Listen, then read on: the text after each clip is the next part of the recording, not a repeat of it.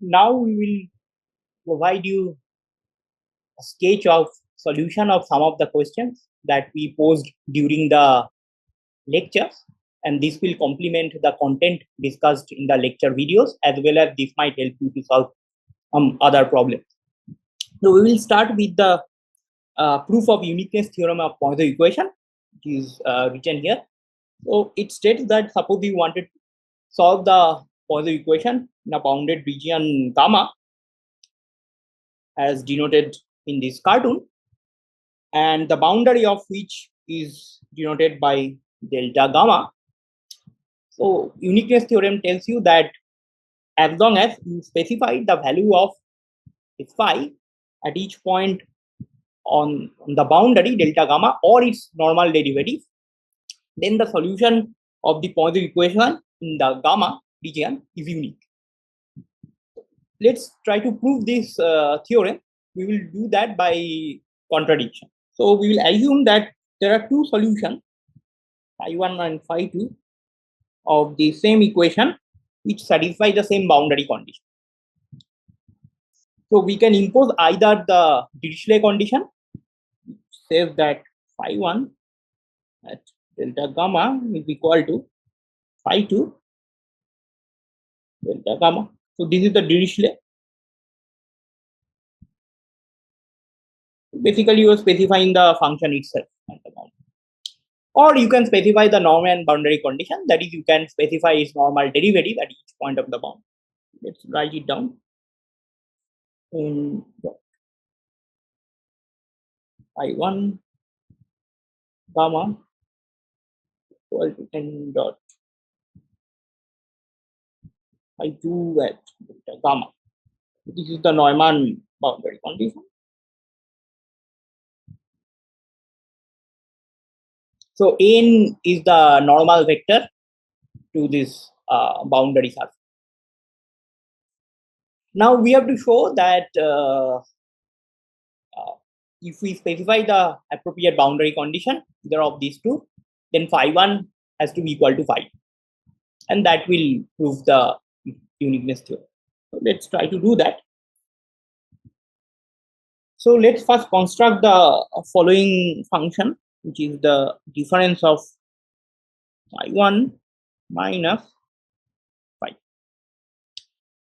and we can show that this capital phi, which is phi1 minus phi2, satisfy the Laplace equation.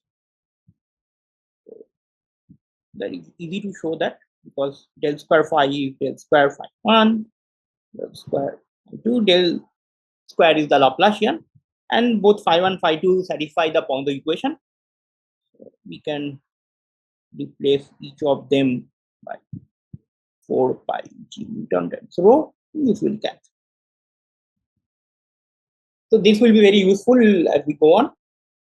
And also let us construct a vector of the form phi times gradient of phi.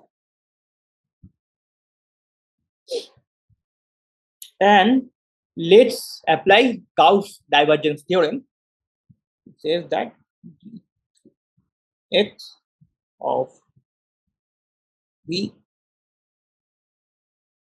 or gamma, this volume integral is equal to the surface integral at the boundary, where ds is the infinitesimal element of the surface of the boundary delta gamma of, and this integral is n dot v. N is the normal vector to the surface. Now if you look at this first and put this explicit form of v, then we get the following. Let's write it down. So x del of phi, and if you simplify this, you will get two terms. One is del phi. Let me write it a little bit carefully. phi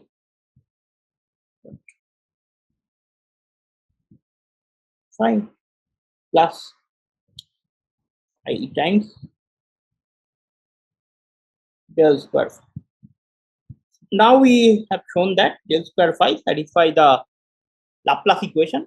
We set these to 0. This is 0. This term goes away. So only we are left with the first term, which is nothing but d3x of del of phi, the divergence of phi, which is itself a vector quantity, and okay. So now what about these? Yeah.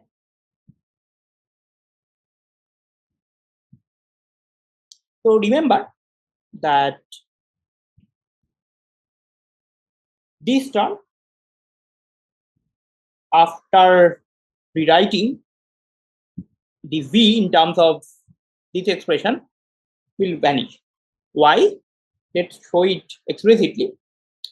So integral of this ds and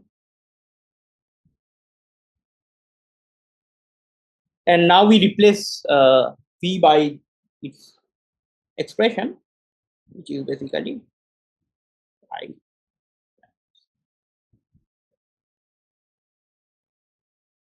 Now remember, this is evaluated at the boundary. V is evaluated at the boundary. So if we just rewrite it, ds phi times in dot del phi, and all of them are evaluated at the boundary, and we can show that either this or this 0. Why? Because remember, what we have shown is that both this phi 1 and phi 2 satisfy the same boundary condition. So phi 1 at the boundary is equal to phi 2 at the boundary. So then the difference at the boundary is 0 by the Dirichlet boundary condition. So by Dirichlet condition, this is 0, or if you impose the Neumann condition, which will make this is 0. Because del of phi 1 at boundary is equal to del of phi 2 at the boundary. So del of capital phi, which is the difference between phi 1 and phi 2, vanishes at the boundary. Or rather, n dot del phi vanishes at the boundary. So which follows from the Neumann equation. So let's write them down explicitly. So phi 1 delta gamma is equal to phi 2 delta gamma, and this implies capital phi is 0. This is from Dirichlet condition.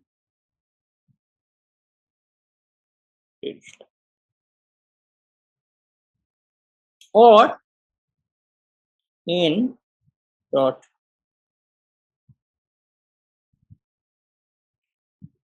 delta of phi 1 0 and phi 2. This is equal from the Neumann boundary condition, which means that n I,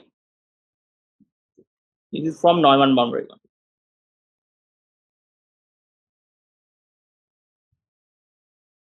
So if you go back to previous expression, so this is 0 that we just proved. So we will left with only this term.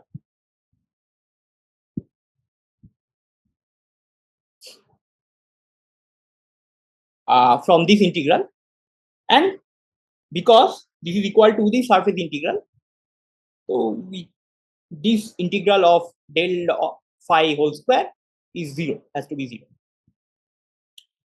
So what we get is the following: d3x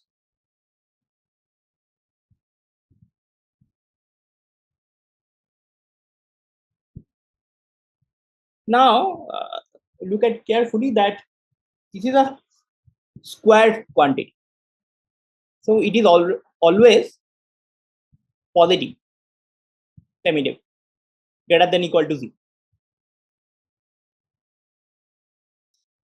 And if you think that this integral as a Riemann sum, so this is like a sum over squared quantities. So, and they can only be 0 if each term in the sum is individually 0, which implies that del equal to 0. And if you solve this, it will give phi1 equal to phi2 plus some constant. Now, both phi1 and phi2 satisfy the same boundary condition. So you have to put the boundary condition to determine this constancy. So if phi1, phi2 satisfy the same boundary condition, then it implies that c equal to 0.